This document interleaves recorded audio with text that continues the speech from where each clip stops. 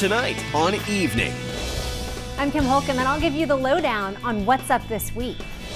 What's trending this week? Puppy love. Oh, they're kissing each other. The dog-friendly Seattle cafe with freebies for Fido. Every place needs a little extra sprucing up her color. This Tacoma grandmother has a secret identity. They call me 6th Avenue Yarn Bomber usually. Plus, the Woodland Park Zoo's connection to the latest Planet of the Apes movie. And hello, I'm Michael. And I'm Jim. Thanks so much for joining us in our floating hot tub. This is history making. This is amazing. Evening has been on for more than 3 decades, and never before have we hosted the show from a floating hot tub. Here we are. Yeah, and I've never been in a hot tub with you before. But Thankfully. It feels right. There's just something feels right about it. It doesn't feel right, and I'm already overheated. This is 104 degrees. They keep it a little cooler than a typical hot tub, so you can stay in longer. It's nice, but I might pass out by the end of the show. This is the only hot tub boat company in the world. Started right here in Seattle. They have two boats running now. So we are 2 men in a tub. Yes, we are. And it's controlled by a little joystick. So they say if you can play Pac-Man, you can drive this boat. Huh. This baby is full of 400 gallons of water at just the right temperature as you cruise around Lake Union, hopefully avoiding the float planes. Yeah, that's important. You want to avoid the float planes. Now you can't pull skiers. This is as fast as it goes. I'm going full throttle right here. Very slow skiers, maybe. I think they said it goes 3 knots. Oh, okay. But you can rent and even buy one of these right here on Lake Union. Yeah, well, how is your neighborhood looking? There is a local woman whose favorite street, well, she thought, could use a little sprucing up, a little color. Saint has her story, or should I say, Saint spins her yarn. Oh yeah, you should say that. Hey, her name is Cassie Mitchell, but she may best be known as the 6th Avenue Yarn Bomber. Nobody is going to confuse Tacoma's 6th Avenue for the Champs-Élysées, but if you know where to look, you'll find elegance and flourishes of kaleidoscopic color. Every place needs a little extra sprucing up her color. Color is a great thing. We met the artist responsible at her favorite brew pub. I've been coming here for years. At first glance, Cassie Mitchell is a mild-mannered woman of a certain age. I have 4 grandsons. But this grandma has a dual identity. Well, they call me 6th Avenue Yarn Bomber usually. Since 2014, virtually no bike rack has been safe from Cassie's cozies of color. Color's the greatest thing in life. She is sitting on her masterwork. Well, this piece was inspired by the movie Beetlejuice with the snake and the colors and the black and white and just bold color in the triangles. Her bike rack sweaters last 6 months to a year. When they're done, there's not much ceremony involved. This one had its day, kids played on it, bikes were on it, had a good time, had a nice life. The first time Cassie tried yarn bombing, she was scared. It was terrifying. I didn't know how it was going to be received at first by anybody. Shop owners, cops, everybody. So I put 5 of them out, and I guess as they say, the rest is history. Cassie's still at it, boldly bombing during daylight hours. I just do it for enjoyment. It's passion, I guess. I just really like how it looks in the neighborhood. Does the city pay you to do that, or do you just volunteer? No, it's all me. So, wow, very cool. Yeah. Thank you. I like how people react to it. Have lunch found me. Oh, you're so awesome. Yeah, Thank you so much. Let me give you a hug. The last 35 years, I've lived no more than like 3 blocks off of this street. 6th Avenue it just has a place in my heart. We are done. There is a final step, a photo of a piece that will never look this good again. It's guerrilla art. It's not sanctioned. It could be here one day and gone the next day.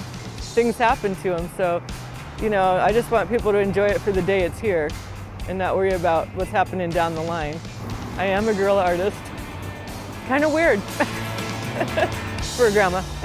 I like that Cassie's braids kind of resemble yarn. I thought you would like that. Yeah. The Greater Tacoma Community Foundation actually just awarded her a big grant. It's called a Sparks grant, and she can now go out and buy as much yarn as she possibly needs. Yarn bomb away, Cassie. Are you bored? No, I'm not bored at all. You're relaxed? Very relaxed, enjoying this. Yeah. Well, if you're bored and you're looking for something to do, Kim has some ideas. Hey, Kim. Hey, you guys, you're blinding me a little bit out there. Glad you're having fun, though. Well, there is lots of stuff happening over the next few days, including an iconic kids character who's coming to town and a traditional Native American powwow. It's all what's up this week.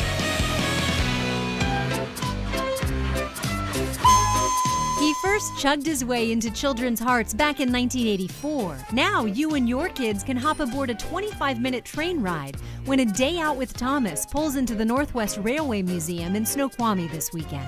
And I stood up and with all my might sang to the Lord, praises be. With decades of performing and over a dozen albums to his name, singer-songwriter Lyle Lovett is a classic crossover artist. Lyle and his infamous large band will make a return to the grassy grounds of Chateau Saint Michel Winery this Saturday night.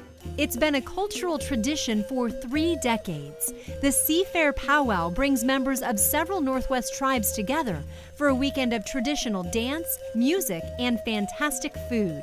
It starts on Friday and runs all weekend at the Daybreak Star Indian Cultural Center in Magnolia.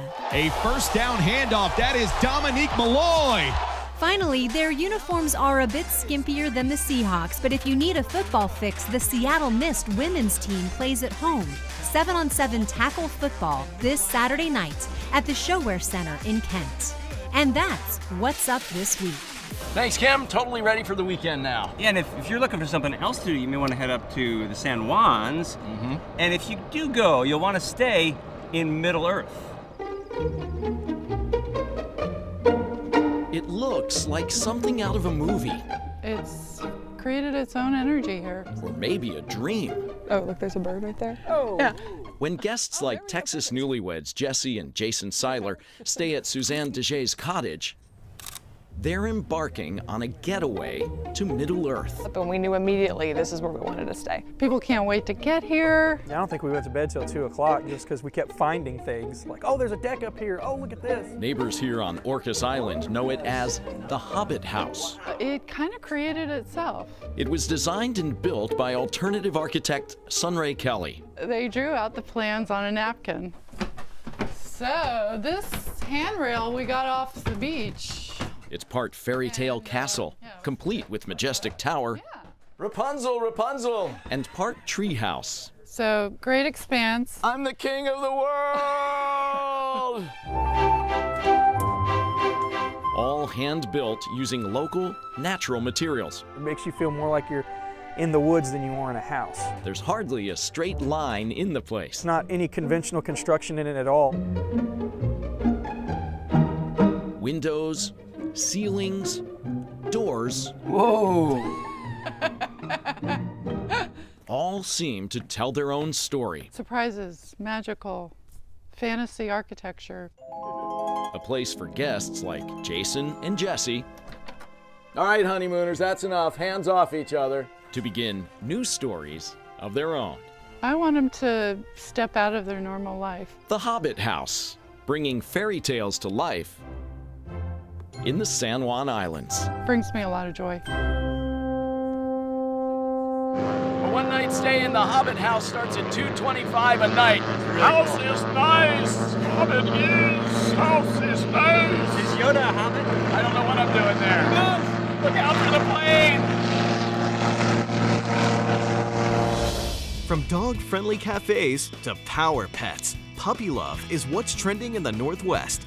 Plus, a character in the new Planet of the Apes movie inspired by a resident of the Woodland Park Zoo when evening returns.